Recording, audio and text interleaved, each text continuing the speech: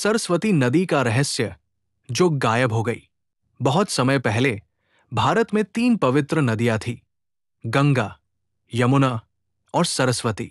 गंगा और यमुना तो आज भी बह रही हैं, पर सरस्वती नदी अचानक गायब हो गई। ऋग्वेद जैसे प्राचीन ग्रंथों में लिखा है कि सरस्वती सबसे शक्तिशाली नदी थी। वो हिमालय से निकलकर समुद्र तक जाती थी। उसके किनारे बड़े बड़े ऋषि तपस्या करते थे और वही वैदिक सभ्यता की शुरुआत हुई थी। फिर एक दिन वो नदी लापता हो गई। सदियों बाद जब अंग्रेज पुरातत्ववेत्ताओं ने हड़प्पा और मोहनजोदड़ो के खंडहरों की खुदाई की, तो उन्हें रेत के नीचे एक बहुत चौड़ी सूखी नदी का रास्ता मिला, जो ऋग्वेद में बताई गई सरस्वती नदी से बिल्कुल मेल खाता था। आधुनिक उपग्रह तस्वीरों से भी ये साबित हुआ कि कभी राजस्थान की रेत के नीचे एक विशाल नदी बहती थी।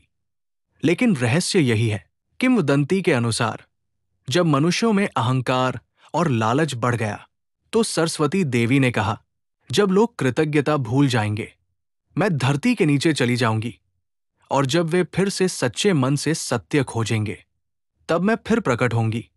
आज भी कुरुक्षेत्र के पास कुछ गांवों में लोग कहते हैं कि पूर्णिमा की रातों में धरती के नीचे से पानी बहने की आवाज सुनाई देती है और हवा में गीली मिट्टी की खुशबू आती है।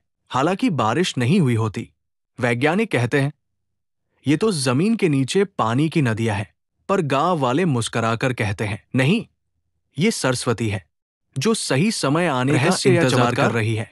कौन जाने, पर यह कहानी सिखाती है कि कुछ सत्य खोते नहीं, बस छिप जाते हैं, जब तक इंसान उन्हें फिर से ढूंढने के काबिल नहीं हो जाता।